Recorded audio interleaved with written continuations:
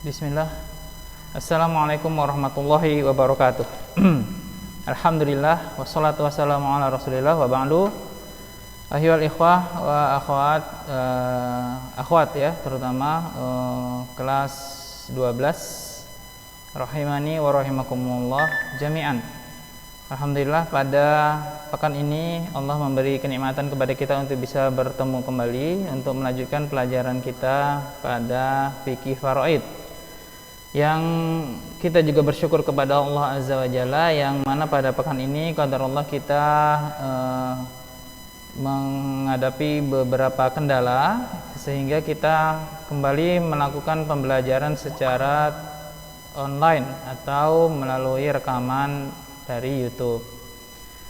Karena itu kita akan melanjutkan pelajaran kita dari rekaman yang akan saya sajikan berikut ini, yang insya Allah melanjutkan kembali dari apa yang telah kita bahas dari ilmu warisan atau fiqhul mawarith. Baiklah, untuk menyingkat waktu kita langsung saja ke halaman 3 dari buku kita ya. Yang perlu diperhatikan dari hal-hal yang terdahulu insya Allah akan kita bahas ketika kita tatap muka. Dari sini kita langsung saja ke materi. Baik, perhatikan bukunya halaman 3 ke yang paling atas ya. Kita langsung ke judul baru, yaitu al-huququ al-muta'alliqatu bit-tarikah. Al-huququ al-muta'alliqatu bit-tarikah, artinya hak-hak yang berkaitan dengan tarikah. Tarikah yaitu apa? Harta yang ditinggalkan. Oke, jadi sebelum harta yang ditinggalkan oleh mayit itu bisa dibagikan kepada ahli waris, orang yang berhak menerima harta warisan, sebelumnya ada hak-hak yang harus ditunaikan dari harta tersebut. Jadi setelah seseorang meninggal dunia, hartanya tidak langsung dibagikan, akan tetapi hartanya harus diambil darinya hal-hal yang wajib untuk diambil dari 5 poin berikut ini ya. Jadi nanti setelah selesai semuanya diambil, baru bisa sisanya dibagikan untuk ahli waris ya, tidak langsung. Oke, langsung saja kita ke poin nomor pertama. Kita lihat ya, judul di bawah, al-huququ al-muta'alliqatu bit-tarikah khamsatun martabatun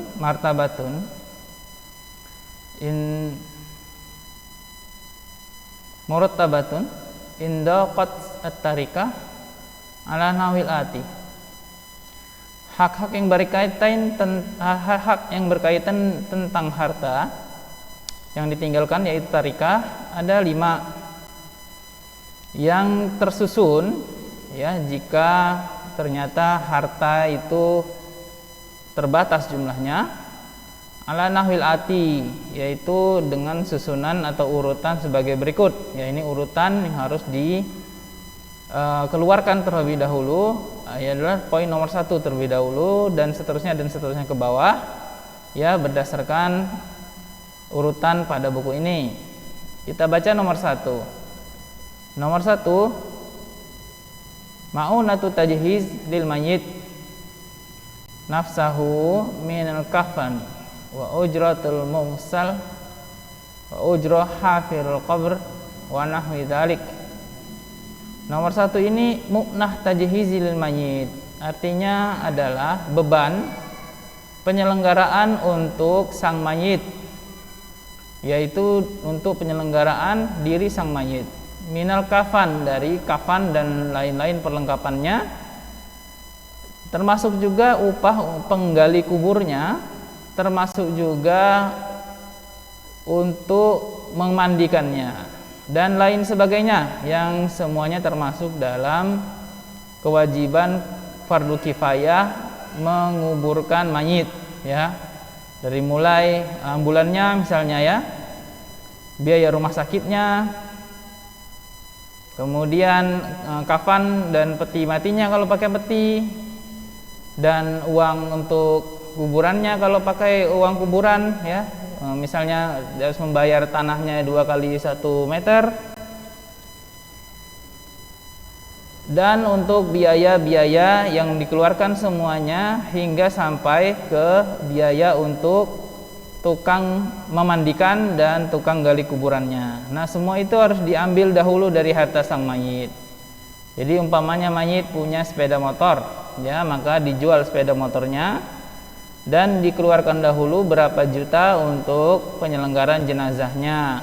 Jadi penyelenggaraan jenazah itu diambil dari harta yang ditinggalkan oleh sang mayit. Dia dibebankan kepada harta mayit, ya, bukan dibebankan kepada harta orang yang hidup, tetapi diambillah dari harta yang ditinggalkan mayit dan kemudian dipotong, ya, kecuali mayit tidak meninggalkan harta apapun. Nah, ini lain halnya atau lain cerita. Dalam hal ini mayit yang meninggalkan sejumlah harta, sebelum hartanya kita bagi-bagikan menurut hukum warisan, maka terlebih dahulu hartanya kita potong untuk penyelenggaraan jenazah, mulai dari hulu sampai hilir, ya, mulai dari awal penyelenggaraan jenazahnya sampai selesai dikuburkan. Nah, demikian.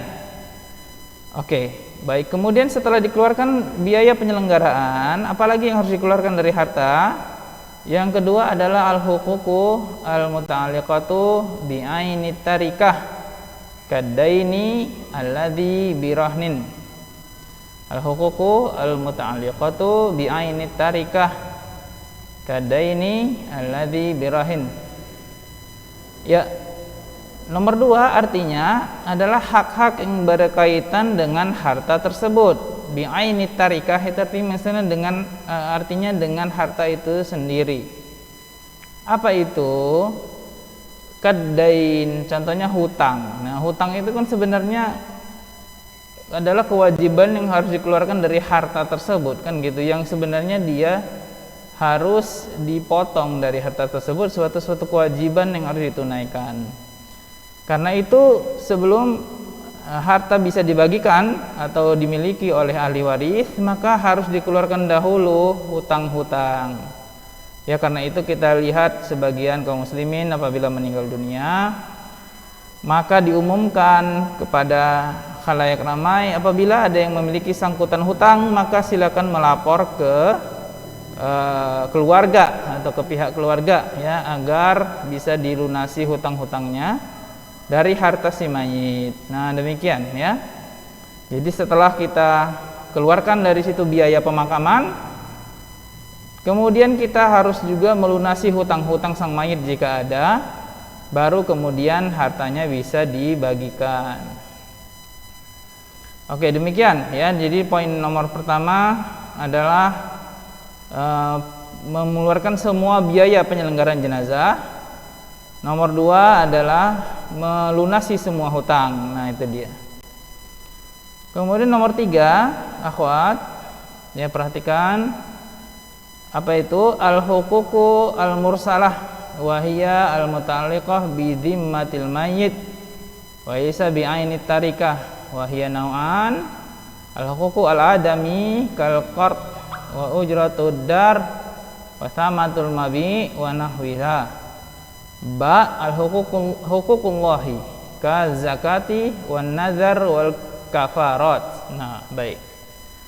Yang nomor 3 ini adalah hak-hak yang berkaitan dengan orang yang mati atau si mayit. Ya, kalau misalnya tadi kita katakan nomor 2 itu hak yang berkaitan dengan harta itu. Kalau yang ketiga ini harta yang berkaitan tentang kewajiban sang mayit yang harus dia tunaikan. Ya, bidzimmatil mayit. Bidzimmatil mayit itu artinya yang berkaitan tentang tanggung jawab si mayit. Apa itu? Hakukul adami, yaitu hak-hak yang berkaitan tentang anak Adam atau tentang akad-akad antar sesama manusia. Seperti qard, ya, itu hutang, pinjaman, ya, gadaian. Ujratud dar, seperti sewa rumah, ya, yang harus dilunasi oleh sang mayit, ya. Ini juga mirip seperti hutang sebenarnya, ya. Jadi dia punya tanggungan yang juga dia harus selesaikan, maka harus diambil juga dari harta tersebut. Kemudian juga harta untuk membayar suatu jual beli yang belum lunas atau belum tunai. Nah, itu juga harus dituntaskan dahulu ya. Jadi barang siapa yang punya sangkutan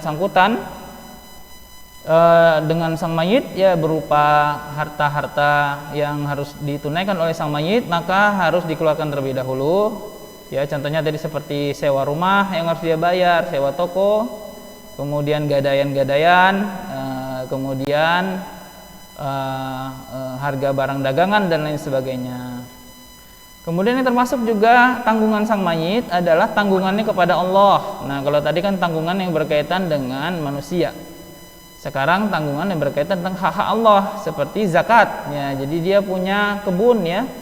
Nah, dan sudah ketika dia wafat, kebun itu sudah masuk kategori yang harus dikeluarkan zakatnya, maka sebelum hartanya dibagi-bagikan, zakatnya harus dikeluarkan terlebih dahulu.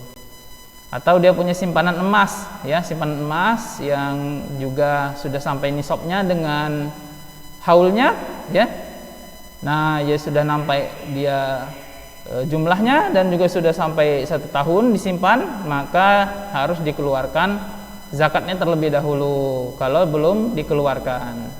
Setelah dikeluarkan semua hak-hak yang harus dikeluarkan dari harta tersebut ya, baik zakatnya ataupun ada nazar dari sang mayit ataupun ada kafaroh yang belum dia lunasi ya, contohnya dia harus membebaskan budak kalau misalnya masih ada perbudakan, atau zaman sekarang nggak ada perbudakan, maka seperti membayar kafarah sumpah misalnya kan gitu ya, memberi makan orang miskin dan lain sebagainya dari kafarah-kafarah yang harus dikeluarkan dari hartanya, maka dikeluarkan terlebih dahulu dari harta tersebut ya, sehingga yang akan dibagikan benar-benar sudah harta yang tersisa dari sang mayit, bukan harta yang masih ada tanggungan padanya.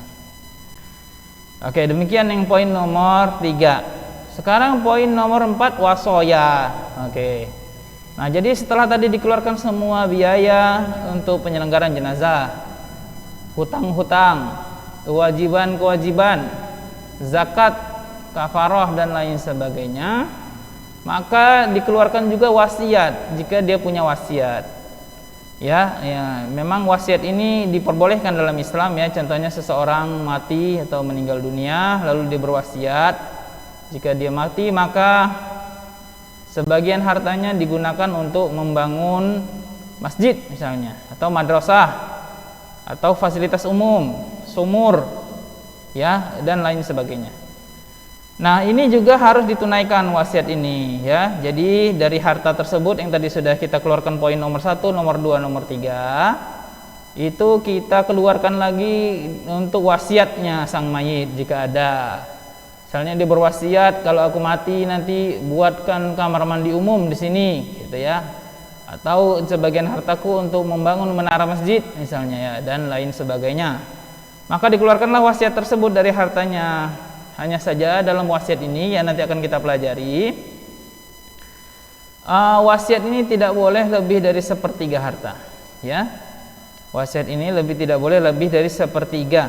Dia harus di bawah 1/3 atau pas 1/3. Jadi tidak menghabiskan seluruh harta untuk wasiat, nggak boleh ya. Nanti akan kita pelajari tentang wasiat ini.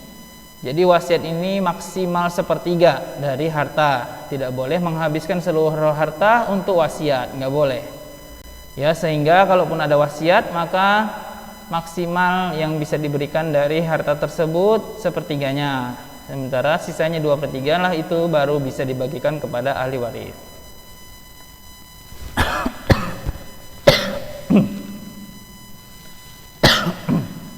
Afwan. Baik. Kemudian setelah wasiat,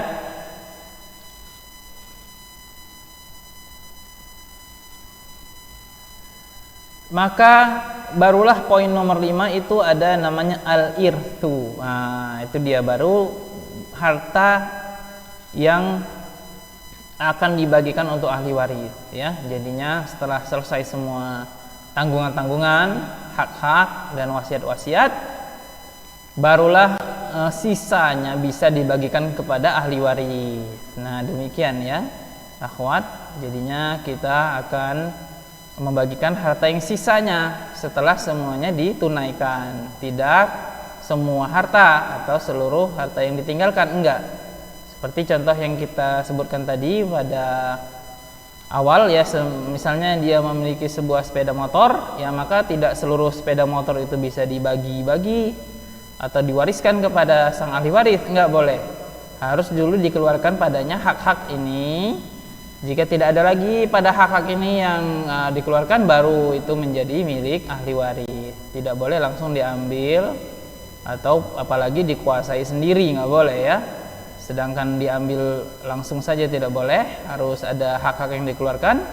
Apalagi mau langsung dikuasai sendirian tanpa melihat apakah di sana masih ada tanggungan-tanggungan. Nah, ini tidak boleh. Oke. Baiklah akhwat rahimani wa rahimakumullah.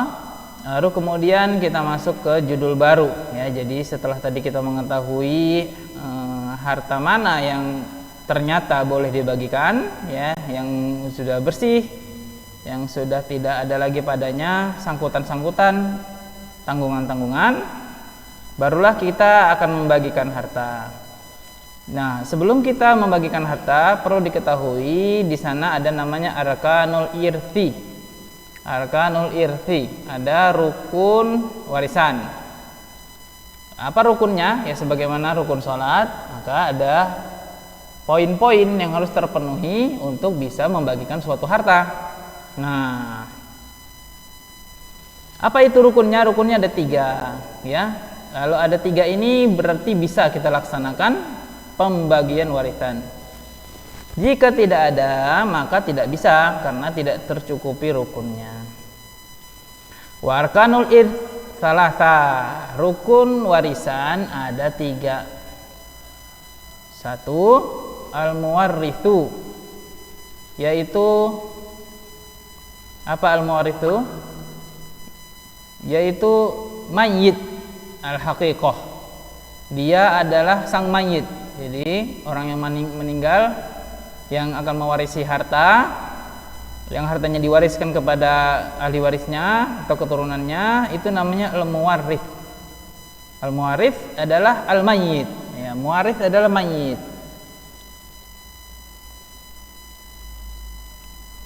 Ataupun al-mulhaq bihi. Ya, jadi mayit ini bisa saja benar-benar orang yang mati lalu meninggalkan harta, atau al-mulhaq bihi. Ya, makanya di sini huwal mayyit haqiqatan. Ya, memang mayit atau mayit yang benar-benar meninggal dunia, atau mulhaq atau orang yang tergolong mayit yang sudah dihukumi seperti hukum mayit. Kal mafqud, contohnya orang yang sudah hilang. Ya, orang hilang ya dengan batas waktu tertentu yang disepakati oleh Amirul Mukminin atau ditetapkan oleh Amirul Mukminin dan disepakati oleh ulama. Ya, setelah ditunggu selama beberapa tahun dia tidak kunjung kembali dan tidak ada kabarnya, maka orang ini dihukumi seperti mayit. Ya, dia dihukumi seperti orang yang sudah mati. Dari sisi apa? Dari sisi pembagian harta. Maka ketika seseorang sudah menghilang, tak tahu rimbanya di mana, ya, menurut keputusan Amirul Mukminin atau hakim, ya, setelah dikasih jeda beberapa tahun, maka dia dikatakan mayit, dikatakan sudah mati, ya, secara hukum. Nah, gitu ya. Nah, dalam hal ini maka sama seperti orang yang sudah mati, ya, maka istrinya juga harus menghabiskan iddah karena wafat, baru kemudian boleh menikah lagi, dan hartanya juga bisa dibagi-bagikan apabila juga sudah ditunaikan hak-haknya terhadap harta tersebut. Nah, begitu. Nah, demikianlah yang berlaku untuk orang yang hilang, ya. Jadi dia setelah beberapa waktu tidak ada kabar, maka ditetapkan sebagai mayit, sebagaimana orang yang sudah mati. Karena itu boleh dinikahi lagi istrinya setelah iddah, dan dibagi-bagikan hartanya seperti warisan orang yang sudah mati. Au takdiron. Nah, di sini juga ada nanti dirinci ya pada pertemuan ke depan ya, atau beberapa pertemuan lagi, ataupun dia mayit yang diperkirakan. Nah, gitu ya. Kal janin, seperti janin di dalam perut ya. Nah, ini juga nanti akan bahas pembahasannya panjang ya mengenai hal ini, yang insya Allah akan kita rinci pada halaman-halaman berikutnya dari buku ini. Oke ya, jadi tadi al-muwarrith ya itu adalah orang yang mewarisi harta, sang pewaris harta ya. Jadinya bukan pewaris ya, pewaris itu ahli waris ya. Ini muwarrith ini orang yang mati meninggalkan harta ya. Baik benar-benar wafat meninggal dunia ataupun karena menghilang tidak kembali. Oke, baik. Kemudian nomor 2, al-warith namanya. Al-warith. Nah, warith ini adalah al-mustahiq lil irthi, yaitu orang yang berhak mendapatkan harta hina mautul muwarrith, ketika sang muwarrith meninggal dunia. Ya. Jadi al-warith inilah yang biasa kita sebut dalam bahasa Indonesia yaitu ahli waris. Ya, orang yang mendapatkan harta dari warisan. Nah, itulah waris. Ya, pewaris. Nah, pewaris ya, orang yang mendapatkan harta warisan.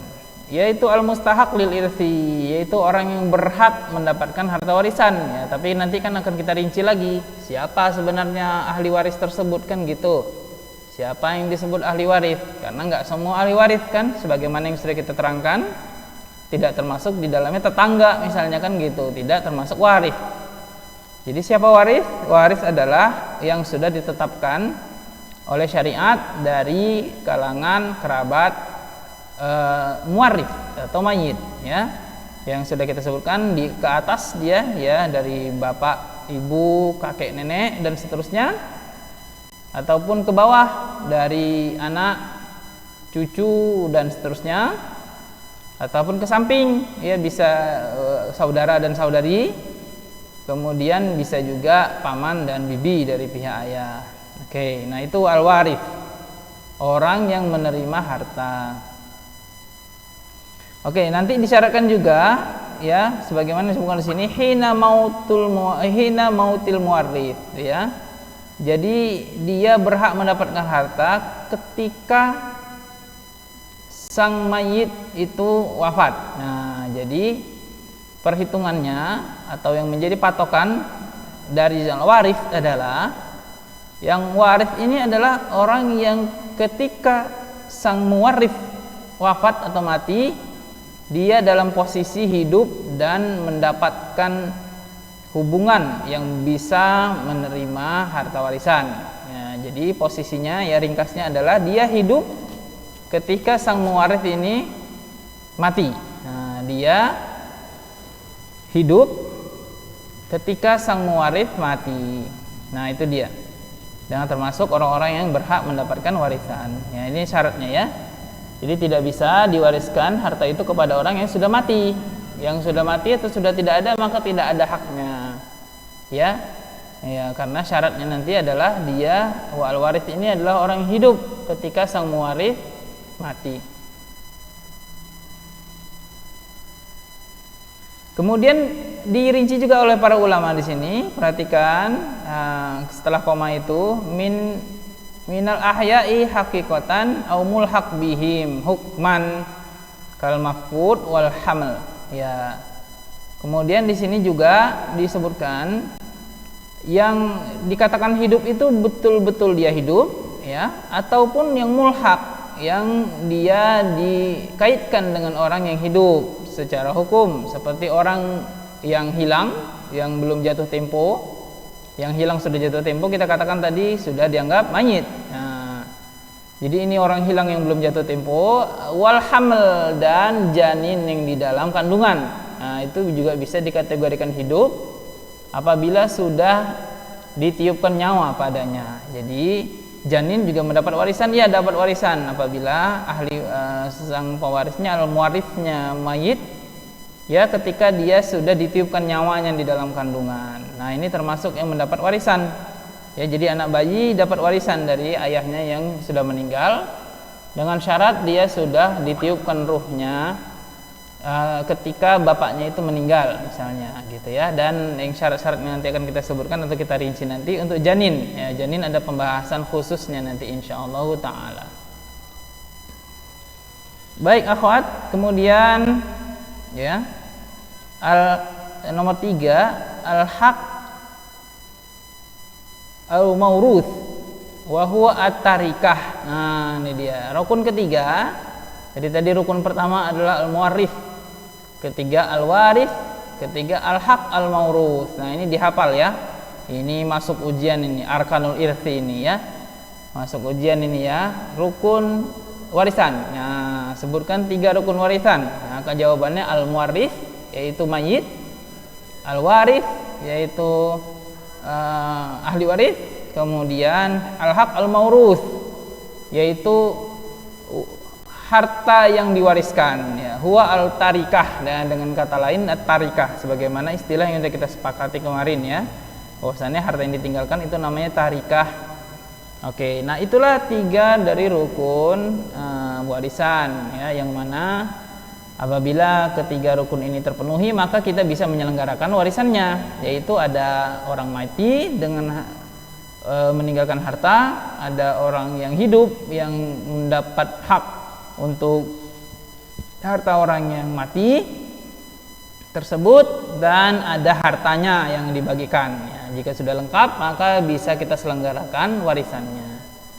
Apabila salah satu dari 3 ini tidak ada maka tidak bisa diselenggarakan, kan gitu ya. Kalau nggak ada yang mati maka nggak bisa digagalkan pembagian warisan, kan gitu. Jadi misalnya ada orang katakan ini pembagian warisan ini, bagi-bagi warisan, kan gitu ya. Siapa yang mau bagi-bagi warisan? Wah itu udah sakit-sakit bagi-bagi warisan dia. Ini nggak benar. Yang namanya bagi-bagi warisan itu orangnya udah mati. Kalau orangnya masih hidup maka tidak dikatakan bagi warisan, tapi itu namanya bagi-bagi hadiah namanya. Nah, itu lain lagi babnya. Ya, kalau yang warisan ini orang yang sudah mati, orangnya udah nggak tahu lagi, baru hartanya dibagi-bagi. Kemudian waris, ahli warisnya juga harus ada. Kalau misalnya nggak ada, dia sebatang kara, nggak ada siapa-siapanya lagi, tinggal di tengah hutan, padahal hartanya ladangnya banyak, nggak ada keturunannya, maka ini nggak bisa juga dilaksanakan pembagian warisannya. Kenapa? Karena nggak ada yang mau dibagi, kan gitu. Nah, dalam hal ini ya, ini biasanya hartanya dikembalikan kepada baitul mal kaum muslimin, yaitu dikembalikan kepada pemerintah untuk membagikannya kepada yang berhak. Ya, dahulu namanya baitul mal. Kemudian terakhir hakul mauruth, yaitu harta yang ditinggalkan. Kalau hartanya nggak ada yang ditinggalkan, dia miskin papa, tidak punya apa-apa, hanya sebatang sehelai baju, ya itu pun tidak mencukupi untuk kafannya, ya artinya tidak ada harta maka tidak ada pembagian warisan ya. Atau jangan-jangan meninggalkan hutang. Nah, hutangnya ini ya, ini para ulama berbeda pendapat siapa yang warisan hutangnya, atau pemerintahkah atau dia bagikan kepada ahli warisnya. Ini pembahasannya beda ya. Ini tidak dibahas di sini. Yang kita bahas adalah orang yang mati meninggalkan ahli waris dan meninggalkan harta untuk diwariskan. Nah, itu dia. Ya, jadinya dia kita ambil hartanya untuk kita bagi-bagikan kepada yang berhak menerimanya, tentunya setelah dikeluarkan hal-hal yang berkaitan dengan kewajiban harta tersebut. Oke, baik. Akhwat rahimani wa rahimakumullah. Ya, ini cukup kita materi kita untuk setengah jam ya, untuk 30 menit pada pertemuan hari ini. Ya, karena ini materinya online ya, makanya kita cukupkan sampai di sini. Ya, supaya pelajarannya lebih ringan ya, tidak membosankan atau tidak terlalu lama durasinya. Insya Allah kita berjumpa kembali pada hari Sabtu ya, dengan materi yang sama. Nanti akan saya paparkan mengenai syurutul irthi ya, kemudian asbabul irti dan mawani'ul irti. Nah, ini akan kita bagikan, ini akan kita habiskan insyaallah pada pekan ini ya. Oke, untuk pertemuan ini setengah jam ini cukup ya, satu halaman 3 ini. Kita akan bahas halaman 4 ini insyaallah pada hari Sabtu insyaallah taala. Oke, baik ya, ini untuk pertemuan hari Kamis. Aqulu qouli hadza astaghfirullah li wa lakum wa lisairil muslimin innahu huwal ghafurur rahim. Assalamualaikum warahmatullahi wabarakatuh.